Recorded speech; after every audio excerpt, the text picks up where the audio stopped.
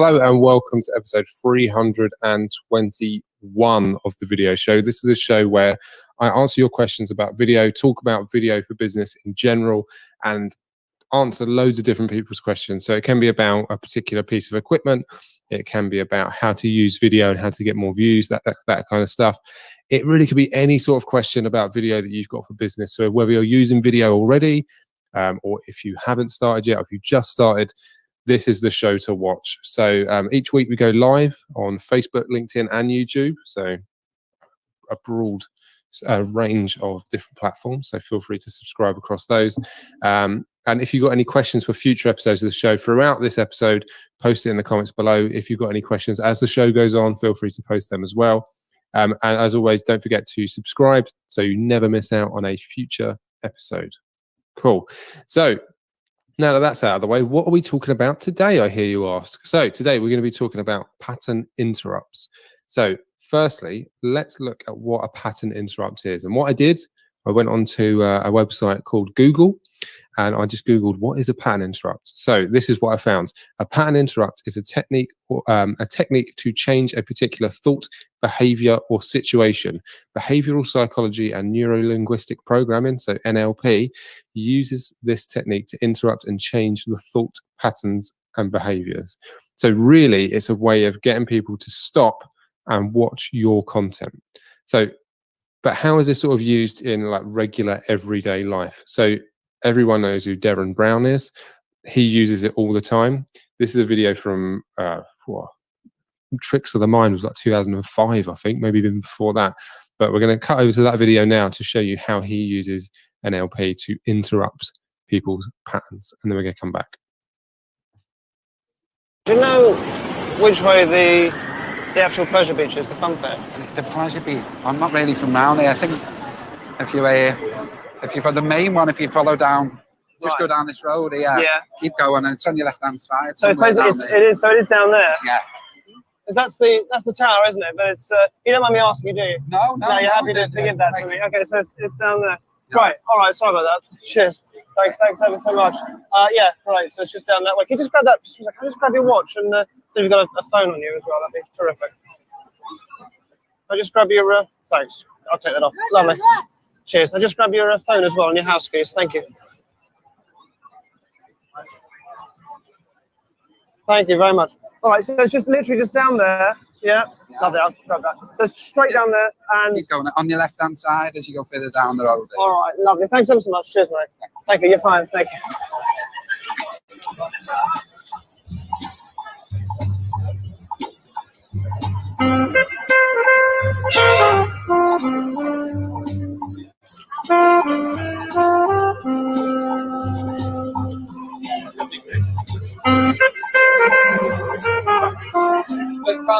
Oh, thank you very much. Oh, thank you. Sorry. It's difficult to explain because somehow it felt natural to give them to him until I got a few yards down the road, and then I started to think, what's happening here? Just hold that a second. Cheers. Right, I'll just grab the others back off you so I can keep them. Cheers. Thanks ever so much. Thank you. Cheers. I think you're heading that way, weren't you? Thanks ever so much. Cheers.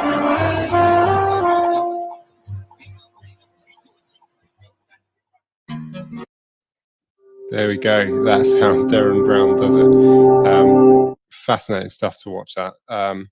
So like his techniques, where he sort of confounds the person, confuses them, and then walks away with their watch and their wallet and their possessions. Well, we don't want you to do that, but what we want you to do is to interrupt people's patterns enough so that when they're like scrolling through LinkedIn or they're scrolling through Facebook, scrolling through YouTube, we want them to stop and click on your content. So looking at how we do that, I want you to take you over to pre-recorded corner, so the pre-recorded bit of this live video, and discuss how you can do that with your own videos and how you can do that with your own content. So bearing that in mind, let's have a look.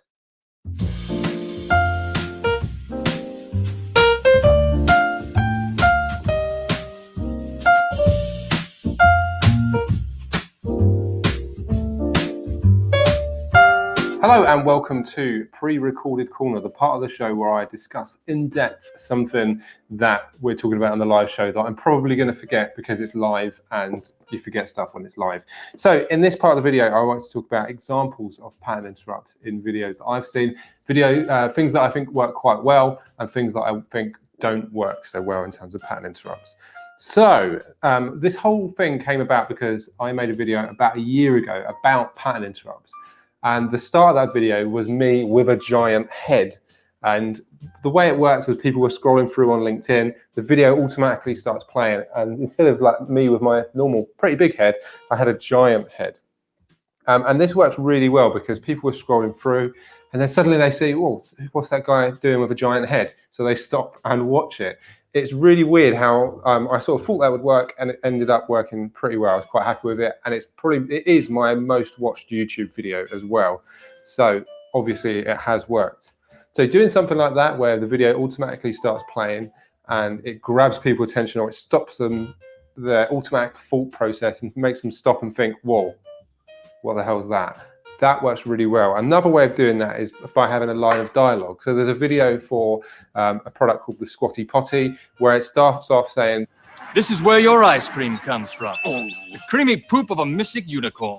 Automatically, it's so odd and bizarre and weird, it stops you and makes you start thinking, well, I've got to stop and watch this. Having something like that, a line of dialogue or something visual that makes you stop and watch the video is really, really powerful. But after that, you've got to make them keep watching so that they watch all of your video or most of your video. So keep an eye on the watch time and where people are watching your videos.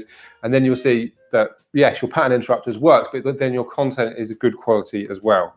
Another way of getting people to stop and watch your content is by having a really good quality thumbnail, something that's going to make people stop and click on it. So on YouTube, people are scrolling through content. They see a lot of thumbnails. Some sort of like videos do automatically start playing, but you do see the thumbnail on there. And you see a lot of thumbnails like this where they've got shocked faces and big bold lettering. Arrows work really well as well. So think about what you can do in terms of your thumbnail. Don't just go with the thumbnail you get given. Make something that's a bit visual, make something that's going to grab people's attention, and then play around with it as well. And then as things start working, you'll see which videos get more views. Start using those elements in your videos as well. Thirdly, think about the title of your video. So this is something that annoys me a little bit, where I see lots of stuff on YouTube where it's kind of like clickbaity titles, where it says something to make you click on it. You think, oh yeah, that's going to be interesting. And then it kind of like flips it around a little bit. So it's kind of a bit about what you thought it was going to be about, but it flips it. So it's like, it's not really about that at all. But all that title is something to get you to watch it. Or the content's just a bit bland and boring, but the title made you click and watch it. I've been caught out by this a few times by the same sort of creators. So just be aware that if you feel like you're tricking people into watching your content, they may soon lose patience with you a little bit in terms of they'll stop watching your content. I've stopped watching certain people on YouTube because I've been caught out too many times by their clickbaity titles. And it just gets annoying. You feel like you're a fool. You feel like you've been tricked into it, and you don't, like, nobody really likes that. So by all means, make your title interesting and get people's attention, but then I think you also have to deliver on the content as well. So that's it for pre-recorded corner. Let's go back over to me in the live broadcast. Bye. So back from pre-recorded corner, let me know what examples you've seen in terms of pattern interrupts in video. So what makes you stop and watch a video? So when you're scrolling through, which everyone does, everyone scrolls through loads and loads of content every day, what makes you stop and click on something? A lot of the time for me, it's not really like conscious, like what makes me stop and click on something. It's something that really sort of, it just grabs my attention quite quickly. So usually it's a thumbnail or maybe like the title of the video, but then the content of the video has got to be really interesting as well. Because like if I see it's going to go on for too long, I'll just click off. Or if I see that it's just sort of, it hasn't grabbed my attention straight away, I'll just go on to something else. Also, I think a really good point on pre-recorded corner that with that aspect of the what was it called? Sorry, going over to this, the clickbait, like a clickbaity title. If you go over to that and then it's not quite what you thought it was, you kind of feel like you're tricked. You kind of feel like a little bit let down by that person. And there's people that I've subscribed to on YouTube that I no longer watch their videos because I've sort of been caught out too many times with those clickbaity titles. So you've really got to be careful with that in terms of being like clickbaity in terms of those videos. So by all means, interrupt people's patterns and get them to watch your content, but then also deliver on what you're doing as well. So let me know what kind of things you've seen that have worked for you. If you've done anything in terms of pattern interrupts, post them in the comments below as well. Thank you again for watching this episode of the video. So don't forget to subscribe. If you've got any questions after watching the show, feel free to put them in the comments or connect with me on LinkedIn. And I will see you next time for the last episode of the video show of 2020, where we'll be going behind the scenes on one of the shows I produced called The Mob Show. We'll be going behind the scenes on the Christmas special on that, which is next Friday on the 18th. So that will be interesting as well. Cool. That's it for episode 321. I'll see you next time for the last one in 2020, 322. Bye.